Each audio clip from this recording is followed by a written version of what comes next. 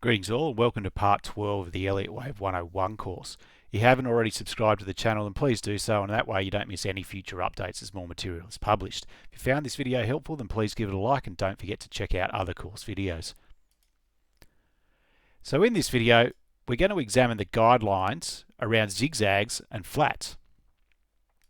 So here are the guidelines for zigzags. There's a few of them, I won't read them out, but let's just go to the visuals and try to make sense of them all. So the first couple of guidelines with zigzags are relatively straightforward.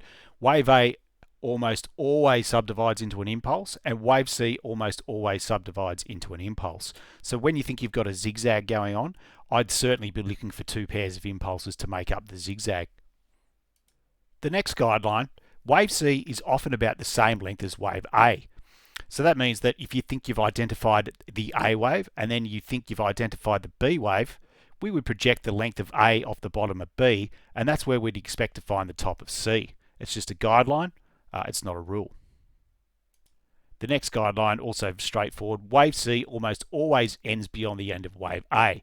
Doesn't mean that wave C can fail to make the end of wave A, but it just means once again that it's a guideline. Therefore, if you see what you think is a zigzag where C doesn't make A, the guideline is just saying look harder, there might be a better solution. The next guideline, wave B typically retraces between 38 to 79% of wave A. Now once again here I've taken slight liberty where I'm just sticking with the very vanilla Fibonacci ratios, and I'm just taking 38.2 and I'm taking 78.6. So that would be basically the zone that we would expect a B wave to retrace to.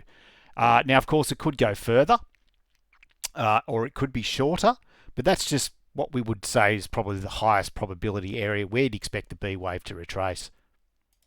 Now the next guideline is a little bit more convoluted, something you won't see all that often, however we will cover it. If wave B is a running triangle, it will typically retrace between 10 and 40% of wave A.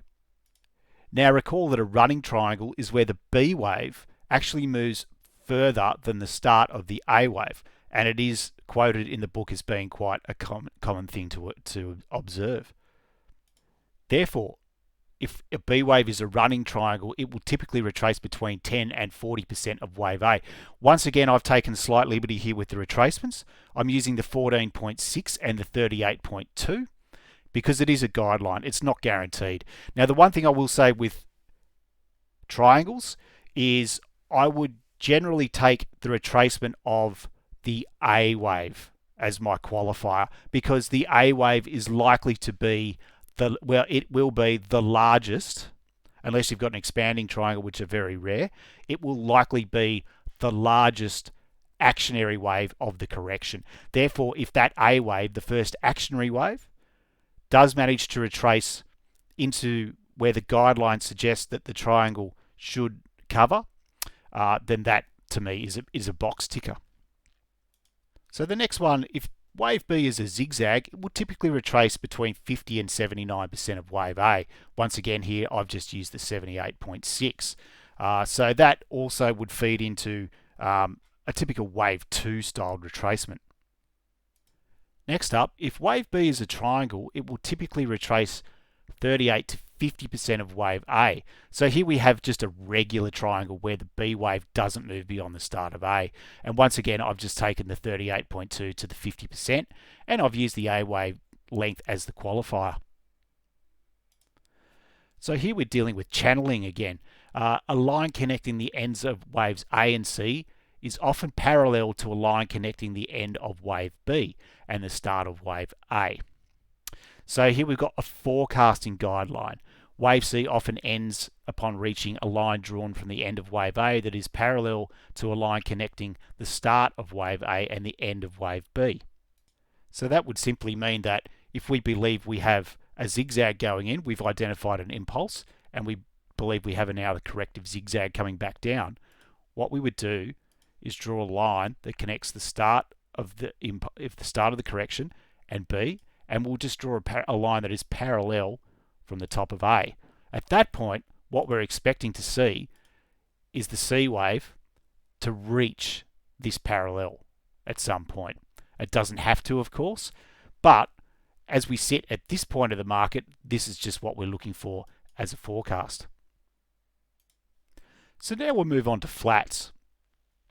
And there's only a few guidelines for flats. So wave B usually retraces between 100 and 138% of wave A. Wave C is usually between 100 and 165% as long as wave A.